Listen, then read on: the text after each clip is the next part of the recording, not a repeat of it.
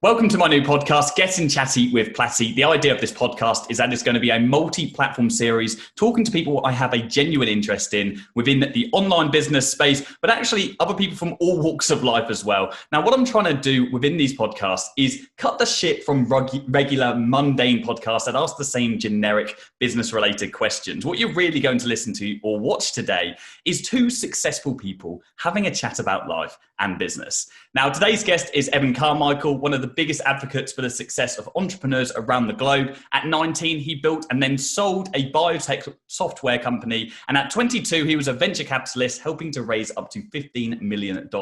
He now runs a YouTube channel for entrepreneurs with over 2 million subscribers and 300 million views and strives every day to motivate people to improve their lives. It's great to have you on here, Evan. So are you ready to get chatty with Platty? I'm ready. Let's go, Jordan. That's quite the intro. Let's see what happens. Bit of a tongue twister, that one. I struggled with it today. I like it. That's good. You should keep the whole thing in. That's great. I understand that as a young man, you wrote, "I want to be a banker" in your yearbook. But then at 19, you did the complete opposite and joined a startup. I'd love to know what led you to making that decision. Fear of regret. Yeah. I didn't have entrepreneurial role models in my life growing up. It was a different world. I mean, I'm 40, so we're talking, 20 plus years ago when I had to make that decision. And I loved money. I love making money. I love the process of it. So I like being the banker and Monopoly and all that stuff. And so I just thought, okay, I'm going to go into banking. And then I had an opportunity to join a biotech startup and be a 30% owner in it and be the chief operating officer. But in a company with 3 people, the titles don't really matter that much. And I thought, you know what? I don't know if this thing is going to work out. It was the hardest decision in my life to either go. I had opportunities to join an investment bank company, a strategic consulting company, or do my own startup. And all my friends are going for these other jobs, and it's 6 figures out of school and traveling the world and everything I thought I always wanted versus $300 a month in a startup. Yeah. And I just said, you know what? I'd rather know and fail than not know. Yeah. Even though it's probably not going to work out, I don't want to be 40 looking back and saying, I wish I just gave that thing a shot. For sure. And so I didn't want to have regrets when I was older. For sure. And it's a huge risk to take as well. I mean, if you're lined up to go into banking, the money's lined up for you. What was the main thing that motivated you back then? Yeah, I mean, I didn't see it as a huge risk, I guess. I saw it as I could always go get another job in a year. I'll give myself a year to do it. I think maybe that's what made it easier. Maybe because I made it a smaller risk instead of thinking of some giant risk that, I don't know if I can do that. I made it smaller by saying, you know what, I'll give myself a year to do this. I was inspired by Michael Dell, who, when he was starting his Dell computer company, his dorm room in Texas, he took a semester off. He convinced his parents to let him take a semester off. He was starting to be a doctor and said, let me spend a semester doing this. And if I can make enough of it, then I'm not going to go back to school. And I think his parents thought, okay, there's no way he's going to do this. So fine, 1 semester and then go back to school. And then it started working. So he never went back to school. I was kind of inspired by that and thought, okay, I'm going to just take a year. Some of my friends were taking a year off to backpack across Europe or travel the world or whatever. And I'm going to do this business.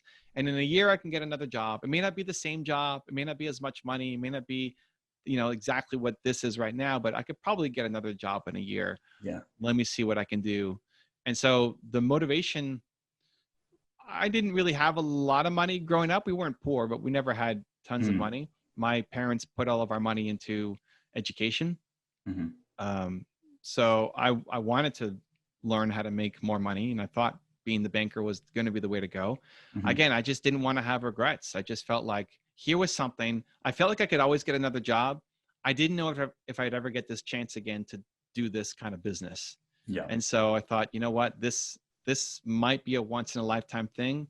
I'm going to kick myself if I don't at least play it out, even if I fail. For sure. That's amazing, man. And I think that's a big thing for a lot of people. I was only talking, I was recording a YouTube video today and there was a Q&A, and one of the questions was, what was it that stopped me from giving up when you have times when you want to give up when you first started? And for me, one of the big things was pride. So it's almost a little bit the opposite of what you said, because you're thinking, okay, I can always go back to another job. I'm thinking, I don't want to walk back into this job with my tail between my legs and saying to my boss, hey, can I have my job back? And so that pride, when I launched the business, was like what pushed me forward from not saying, okay, I don't want to go back there now. You mentioned just now that you were making around $300 a month, but I'm pretty sure I've heard you say somewhere you were adamant that you didn't want to take any outside help at the start of the business. And I'd love to know why you were fixated on being completely self-made, and if you ever wish you had leveraged your network at the beginning when you look back now. I wonder where that comes from. It was especially from my parents. I didn't want to ask my parents for help. Mm-hmm. I didn't want them to make introductions for me. I just wanted to, I don't know why. I just wanted to feel like I did this. Mm-hmm. Maybe it served me, or maybe it was actually a big mistake. I don't know. It's hard to tell looking backwards. I've got a picture of my parents on the wall behind me. This here is me when I'm 8 or 9 years old, and my parents above me, and they've been a huge influence and role models in my life. Mm-hmm. But I just didn't want them to, I don't know. I didn't want to use I don't know why. I mean, I was 19 years old. I don't remember really thinking very deeply on it, apart from just a feeling like I wanted to do it. I thought it was going to be easier than it was too, to be honest. I remember being 19 and I made an appointment with the bank. Mm-hmm. And I thought, okay, well, banks help entrepreneurs. So let me just go talk to the bank and see how they can help me. Mm-hmm. So I went into the bank, and I had no banking relationships. I didn't know anybody. I just made an appointment, just called them up, and I have a seat. I'm 19 and wear my suit and show up, and I'm like, okay, so how can you help me? It's like, well, do you need a loan? I don't know. I started this business, we're trying to build it up and get going, and we're not sure what we're doing yet. It's like, well, banks are here to basically give you loans. Yeah. And I said, well, I don't even know if I need a loan. How do I figure that out? It's like, okay, well, have you been, and I mean, I guess the banker just felt super sorry for me or whatever. Just giving some guidance or some kind of patience. And they said, well, okay, how long have you had your business? Mm-hmm. I said, oh, I mean, the company started maybe 6 months before I joined, and now I'm here. And so, 9 months. Yeah. And say, oh, well, unless it's been around for 3 years, you don't qualify for a business loan. Yeah. How's your personal credit? It's like, I don't know. Right. So basically it's like, I just walked out of there I walked in feeling like, okay, this is it. I got my big meeting. We're going to go with the bank. And I left feeling, oh my gosh, this is going to be a lot harder than I thought. Yeah. What ended up saving me was modeling success and finding what other people did and learning from that to apply to my business. Sure. But I don't know. I think I've probably always been afraid of asking for help. I still probably don't even do it enough today, to be honest. I'm sure there's lots of people who would help if I asked them to. And part of it is probably joy and just figuring it out. And maybe part of it is pride or disappointing people of asking. So I suppose some people think it takes away from their success. Yeah, I think earlier probably I felt more that than now. I think now it'd be more, I want to make sure that for whatever reason, my biggest fear is disappointing people. I don't want to disappoint people. Mm-hmm. And so I like having pluses in the win column or in the relationship column, I guess, of like, I'm happy to give. I love giving, but I'm still not as good as I could be on asking for help. I've gotten better at it. I remember earlier this year in Puerto Rico, Brendan Burchard invited me to his home to powwow with his friends. And he pulled me aside before day one. It was like 3 days of just hanging with him and his friends. You have to make sure that you ask, not just give. Mm-hmm. He like pulled me aside to remind me, you have to make sure you come out of this with something that you not just gave to everybody else, but you took something away from it. And I did. And it was scary at times. And most of the time I got a yes. And sometimes I got a no. And the no's weren't as painful as I thought, but it's a good kind of constant reminder that you probably know somebody who can help you do the thing that you need. We're just afraid to ask. Definitely. And you don't know if you don't ask. Ultimately, you don't know what help is out there if you don't ask for it. So guys, everyone listen to this, make sure you ask for help. There's enough people out there who are on the same journey of you, whether they're a little bit further ahead of you or a lot further ahead of you. There's someone out there that can help you.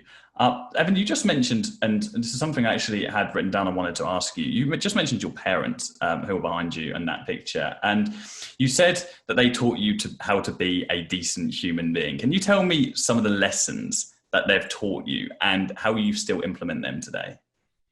I think the biggest one is belief. So they would always tell me that I'm Evan Carmichael. I could do anything I believe that I can. And whenever I didn't do well, there was expectations. I have two sisters, one older, one younger. We were expected to do well in school, and both my sisters did, and I wasn't doing so well. I was getting B's and C's, so I wasn't failing and flunking out of school, but not where I needed to be, I guess in the family. But they would never say, they would never make you feel bad about it. They would always lead with hope. It'd be, you're Evan Carmichael. You can do anything that you believe that you can. And just that lesson, I think, has served me more than any business lesson that I've learned. They weren't entrepreneurs. They weren't giving a ton of business advice. I remember when I was doing a stock competition, I asked them, well, what stock should I buy? Because I knew nothing. It's like school assignment when you're in grade 9 or something to do the competition. And they said, oh, just buy banks. Like, okay. Yeah. So I bought, but then I started learning and researching, right? So they're amazing humans, not like the entrepreneurs that I've learned from, but they've given me the foundation in belief and how to treat people, in showing up on time and respecting people's time, that have actually helped a lot in my business career, without giving me the tactics of what to do. Amazing. You said the word belief is at the core of everything that motivates you. I've read that or seen that on your YouTube channel, and I think you referenced it as your one word strategy. Yeah. Would you encourage people to pick their own one word strategy in life? And do you think that there's benefit there, not just for people in the business world, but people who are outside of the entrepreneurship space as well? Yeah. If you had to pick live on the spot, Jordan, what most important core value, like what do you value more than anything else? And don't worry about being perfect, but if you had to pick something. Oh goodness. The first word around. This is a chatty conversation. The first thing that came to mind was humility. Great. So knowing that, and listen, I've done this exercise with thousands of people. It's always something positive. Yeah. I've never had somebody's core value be hate or death or kill or something, right? So it also just reaffirms my belief in humanity and that we're good, that we do negative things or hurtful things often because we're in pain, but that people are good. So that person isn't just a hater or a troll. They're actually just in a lot of pain. They're a good person. So humility is good to know. So a lot of companies, the idea of core values is not something new. A lot of companies have their list of their top 13 core values. The challenge is nobody knows what they are. Yeah. Because there's too many. And even if you go ask a CEO, I would bet that most CEOs of the biggest companies in the world have no idea what the 13 core values of their own company are. So what's the point? If you're not actually living the values, you don't know what they are, what's the point of it? So I want to narrow it down to one. And humility is easy to remember. Yeah. So that's important because now when you're talking about hiring a team, the next person on your team, your next video editor, your next podcast editor, if you lead with humility, if you say, hey, I want a video editor who believes in humility and spreading humility to the world, that's going to be a super interesting job ad that you put out. So some people will look at that and say, that is the stupidest job advertisement I've ever seen in my life. Yeah. Right. Awesome. Like, don't apply, because you're not going to get along with Jordan super well. You might have the technical skills, but you're not going to get along. And others will say, oh my gosh, finally, I love this. I'm going to work harder on my application because I need this job. Yeah. Every next step in your life is on the other side of having even more humility. Some people might look to you and say, well, people look at me as I'm the believe guy, and I am. And people look at you and say, oh my God, Jordan is so is so humble, has so much humility. Yeah. But there's more. Yeah. You can have even more humility. I can have even more belief. And every next step in our life is on the other side of more humility and more belief. Mm-hmm. And so having that gives you a compass, or gives you a roadmap for how to live your life. Whether you're an entrepreneur, to your earlier question, like whether you're an entrepreneur or not, just knowing what you stand for as a human being. Anytime that you're unhappy as well is going to be the opposite. Anytime that you're feeling unhappy, it's because of yours or somebody else's lack of humility. People who are on a giant ego trip are going to really bother you, where they may not bother somebody else as much, but it's going to bother you deeply. Sure. and it's good to know. Or if you ever let your ego take control, it's going to hurt you emotionally way more than somebody else, because that's what you stand for. And again, whether it's humility or something else, it's not going to be the opposite of humility. So there's a process I guide people through to figure it out. But knowing that gives you that direction. And I think most people are lost. Most people are directionless. Most people don't know what they stand for. And as a result, you're being pulled in a million different directions because everybody else has a plan for your life. Yeah. And the figuring out your most important core value gives you the rock to stand on, the strength to say no, the strength to start building your own version of your life. And I think that's an incredibly, incredibly valuable concept, and even more so, not just for your own life, but in brand building in a company as well. So a little bit of background on the majority of my viewers and watchers are aspiring digital marketing agency owners. And a lot of people in an industry where there's a lot of competition, a lot of people find it hard to differentiate themselves from their competitors. And core beliefs and values is such an important, or such a fantastic way to be able to set yourself apart from everybody else. I remember when I was launching my new brand, Affluent, at the end of last year, and we launched this brand, and I thought I had it all worked out. I had this vision statement written out, and I paid for a mentorship day with the ex-chief marketing officer of the Mars Group, the Mars Bar.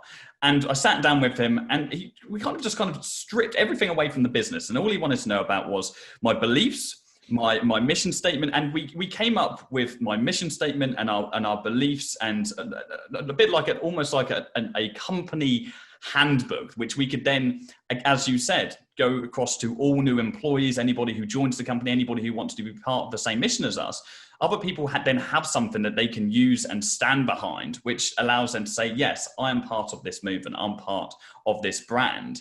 And I think that's an incredibly valuable thing for anybody to do. And anyone who's watching this right now in the agency space, you should really think about what your core beliefs are. Not just, hey, I want to get results for my clients. Be deeper than that.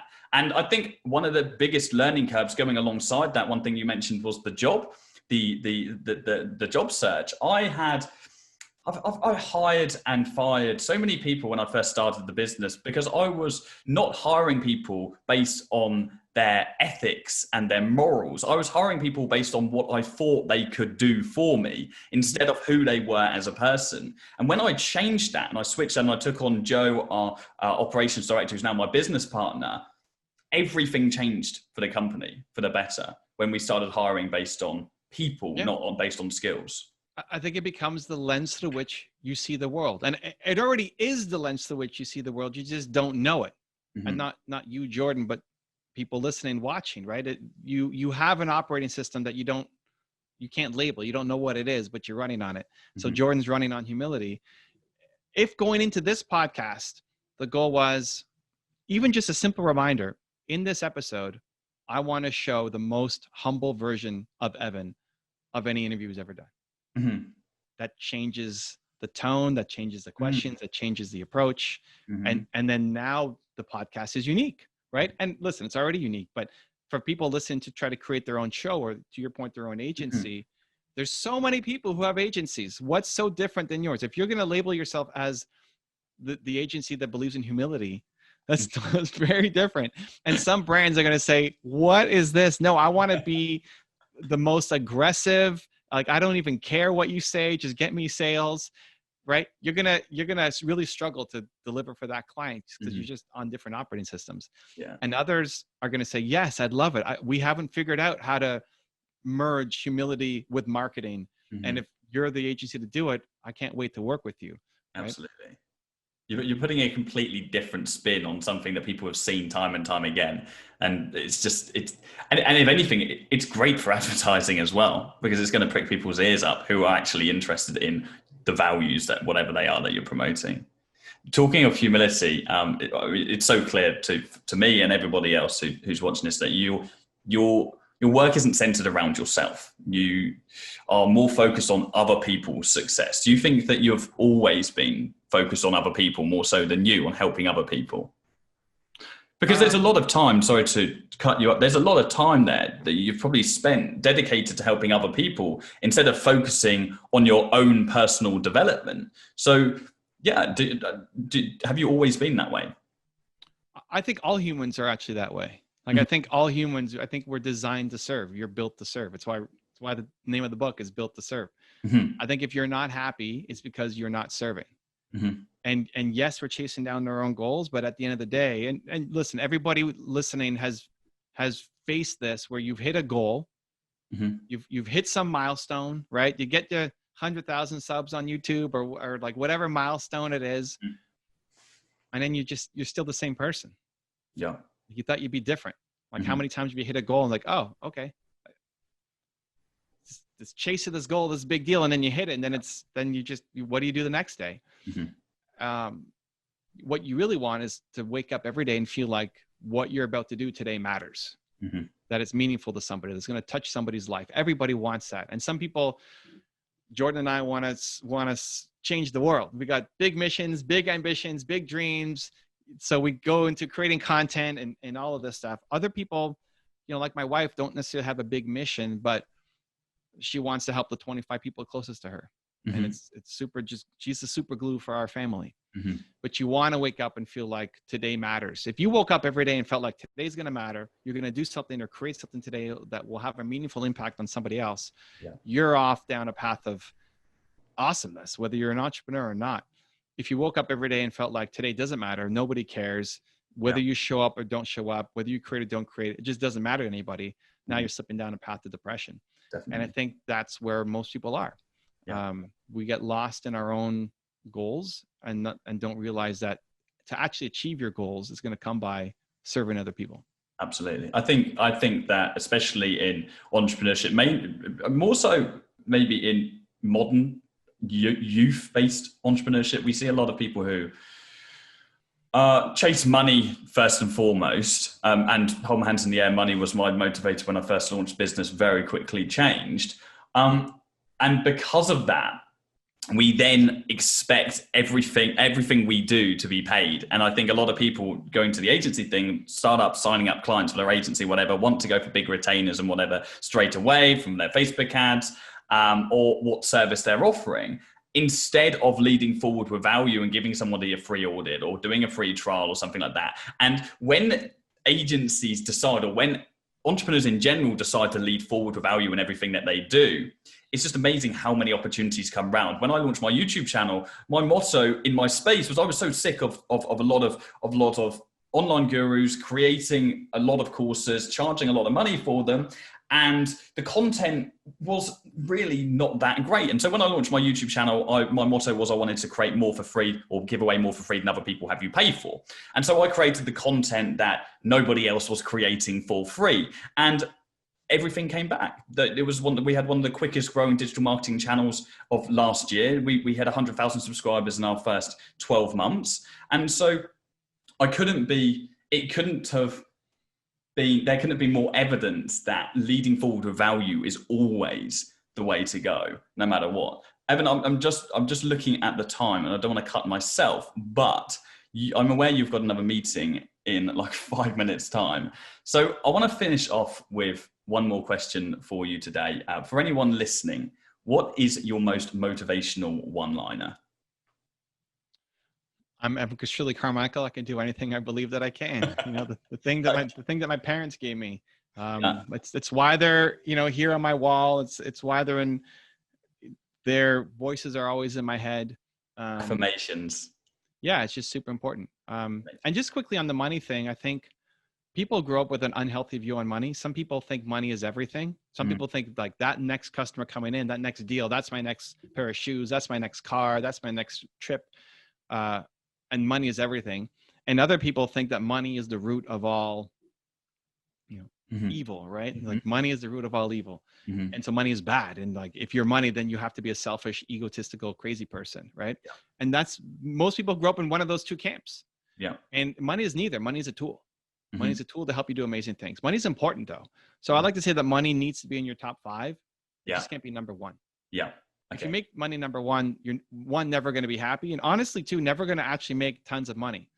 Because you're going to be doing work that you hate instead of work that you actually love. And you never win long-term doing work that you hate. But if money isn't in your top 5, then you never make money. Like you can't have an agency and not make money. Of course. It's great to have a YouTube channel. You've got yours. I've got a bunch of mine. You have to at least have a plan for how you're going to make money. So yes, give with having a plan of how we're going to monetize, right? Whether it's YouTube ads, whether it's getting client deals, whether it's putting people into a funnel, right? So there's got to be something above money. That's your purpose. That's your mission. That's what you're chasing down every day. But don't just throw money out. Like it has to be in your top 5. Even if you're a charity. If you're a charity and you don't know how to make money, you're not going to be a charity for very long. Yeah. And I see a lot of entrepreneurs, to your point, only chasing money and then never really getting it. And like renting something just to put a picture on Instagram, that makes it look like they're having money, but they don't. But I also see a lot of entrepreneurs who are too afraid to charge for their services. A lot of agencies are too afraid to charge for their services or don't feel good enough to make money. And you end up having this business that's a part-time hobby in the evenings and weekends because that's your purpose. But then you have to have some job to pay the bills because you need money. Where if you can figure out how to make money in your business, then you can better serve your purpose, start building a team, start creating more impact in your life as well. So yeah, money is super important. It's got to be in your top 5. It just can't be number 1. Amazing advice. What a statement to round up on. Evan, thank you so much for coming on today and getting chatty with me. Would YouTube be the best place for people to follow you? Where else would you like people to check you out? Yeah, I mean, if you want the book, you can get it on Amazon pretty easy. Otherwise, I'm Evan Carmichael on whatever platform you're probably hanging out on. Perfect. Thank you so much, Evan. I'll speak to you all soon. Thanks, guys. Thanks, Jordan. Much love, man.